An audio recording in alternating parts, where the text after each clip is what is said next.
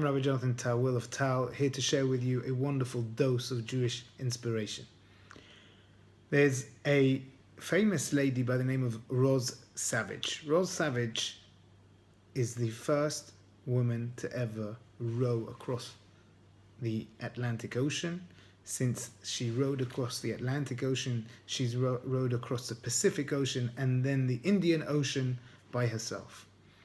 In fact, she's taken 15,000 miles in rowing. Pretty heroic.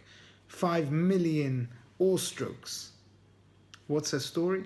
Well, she was in a normal job, getting paid very well, and one day she decided to make a career change. A career change that actually changed her life, and if you look her up, you can see that she's very famous.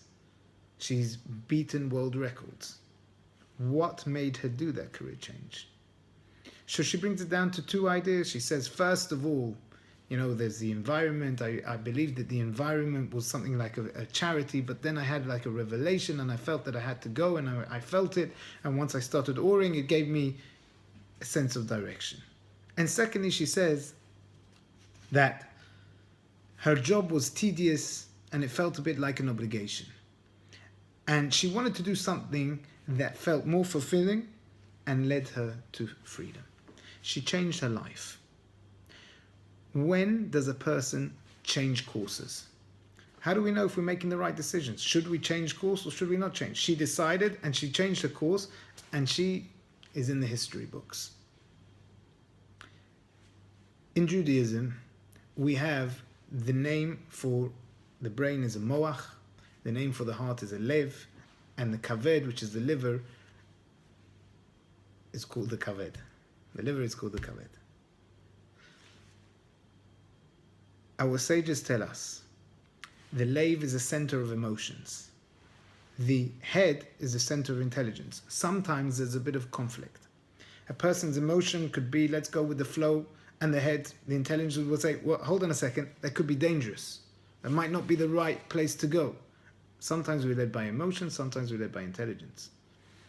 If we're led solely by emotions and our emotions override, then we go down, the kaved, the liver, it becomes heavy, it goes into the kaved, so to speak, and the liver is in charge. That's not good. If our emotions are ruled by the intelligence and we're making rational decisions, that's good. So a person can get into a fight, a person can get into an argument, and they can be irrational, but it's their emotions are taking over. We see in last week's parasha, when the frogs were coming out against the Egyptians, according to the Midrash, it was one big frog, and the Egyptians started to hit it, and as they hit it, little frogs, different frogs came out. And every time they're hitting it, little frogs are coming out, and the rabbis ask, why are you hitting it if you know that every time you're going to hit it, a new frog is going to come out, and that new frog is going to cause you more hassle? And the answer is because they were so upset, their emotions were taking over. When you just bash something, in your anger, you can smash your vase that was given to you by your grandma.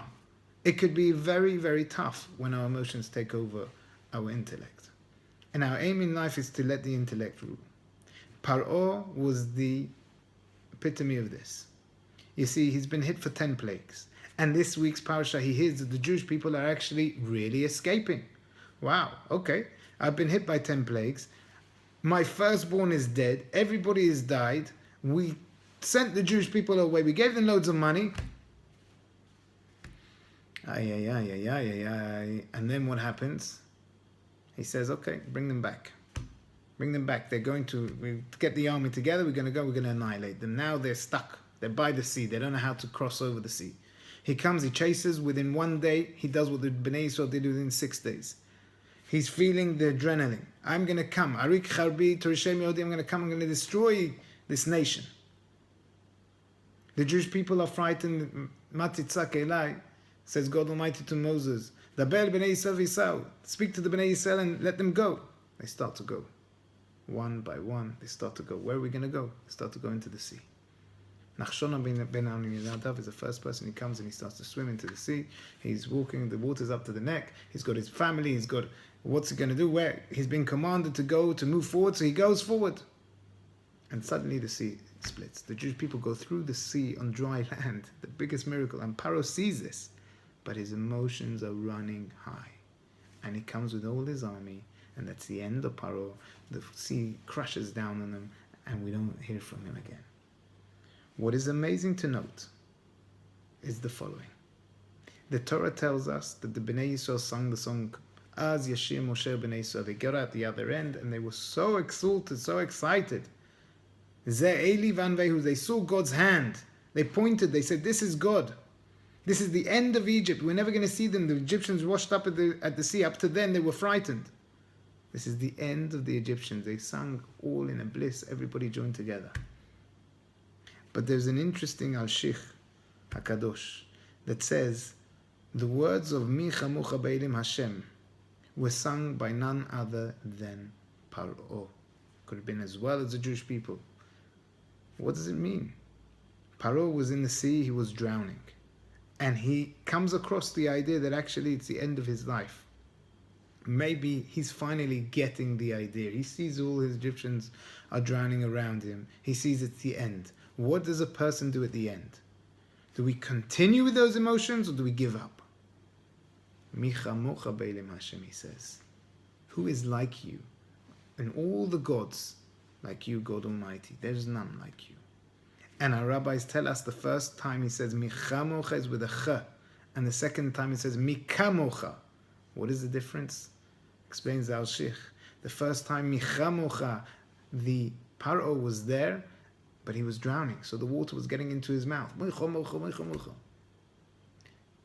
Almighty removed that water in order for him to say the second bit, Mika mocha be'elim Hashem, who is like you. Paro at the end came to that knowledge.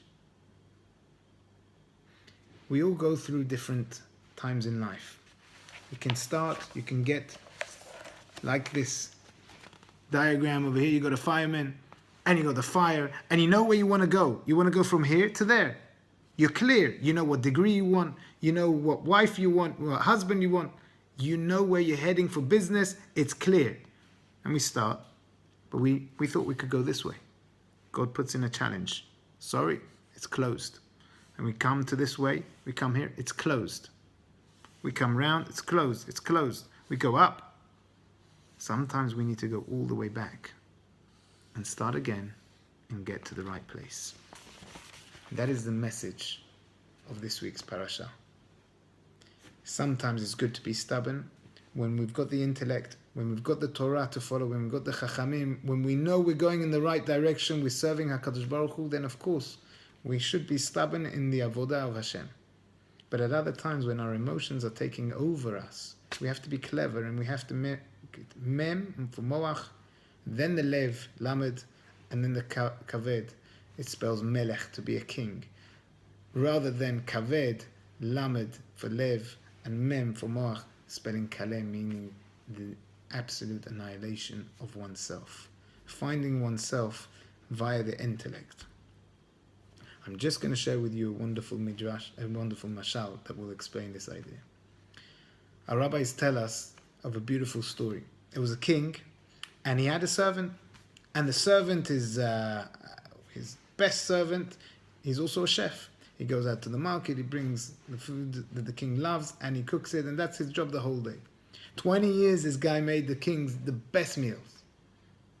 One Friday afternoon, the king's servant is going to get the dinner for the night.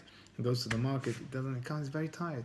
He can't be bothered to go into the market, check which fish, this, that, the other. He comes to the fishmonger. He says, which fish? The fishmonger didn't have much left. He said, this is from yesterday, but I'm sure you know how to put in the right time, in the right taste. Take it to the king. It's cheap. I'll give it to you half price. He gives it to him half price. He can't be bothered. He takes it back home. It's smelling already. It doesn't smell very good. But you know what? I'm the best chef in town. He starts to pour the best sauces. It's going to taste good. He gives it eventually to the king. The king is looking forward to his meal. He takes a big deal. And the king's stomach starts to rumble. He can't take it. It's very, well. Eventually the king gets a very big stomachache. Goes out. He pukes. Can't take it. He comes back. He calls the guy and he says, you are responsible for this? How dare you give me such a food? I'm sorry. He finds out that he got him off fish. He flips. The king flips. He says, I'm going to give you a chance. 3 punishments. If you weren't my trusted servant for 20 years, I'll kill you straight away. 3 punishments. 3 options. Option number 1, I'm going to take you to the dungeon and then give you 100 lashes. Option number 2, you pay for a meal of all the palace for a whole year. And option number 3 is you eat the entire meal that you served to myself and my family and all the servants right now. Okay, he's looking at himself, what am I going to do? Option 1 is get whipped. I'm never going to survive. He's going to kill me. Option 2, 1 year for the whole palace. I'm going to be left with nothing for the next 30 years. That's 30 years of my wages. Option number 3, I've got to eat it. I'll be sick. But you know what? I don't lose money. I don't get hurt. I'll go for option number 3. He starts eating. 1, 2, 3, 4. I'll do it. Can't take it. He's screaming. He's crying to the king. Please, let me off this. Please. The king says, no, you're going to eat it. He eats. Please, I'm begging. I'm your trusted servant. The king has rahmanut. He has mercy. He says, okay, you know what? I'm going to let you off that, but I'll give you 2 options now. Either the makot, either I'm going to whip you 100 times, or you've got the other option. What's the other option? The other option, you pay. So he says, what am I going to do? Paying money. Okay, you know what? I'll go for the whipping. I can handle that. I'm strong. He gets whipped 1, 2, 10, 20, 30, 40. He's doing well. 50, he's out. He's completely out. I'm going to die. You do another 5. Please, have rahmanut. You gave me the food. You gave me the whipping. Let me off now. Everyone got the message. I'll never do it again. No. You got 1 option or I kill you. He ends up paying the money. At the end, his friends say, you fool. You fool. You should have paid the money from the beginning. Look at you. You went through the sickness. You went through the whipping and you paid. If only you would have paid in the beginning. If only from the beginning you would have known, you would have been clear. You would have had a decision that you could make. Then you'd be successful. This was Paro. Paro went this way and that way and this way, and God hit him once, and God hit him twice, and God hit him 3 times, and he gave him the option to come out, and he didn't come out, and he was stubborn, and his lev was kaved.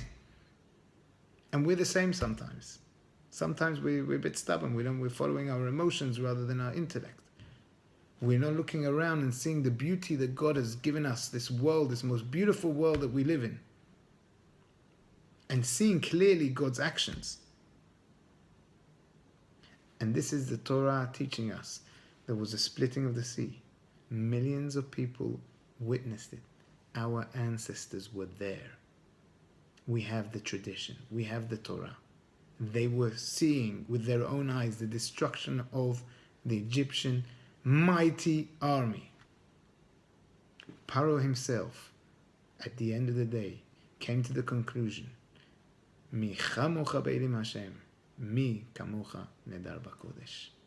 Bezat Hashem, we should all be strong. We should be persistent in our avodah, in our work, in our servitude of God Almighty. He's our Father, He's our King. And we should reduce our ego a little bit in front of the King of Kings.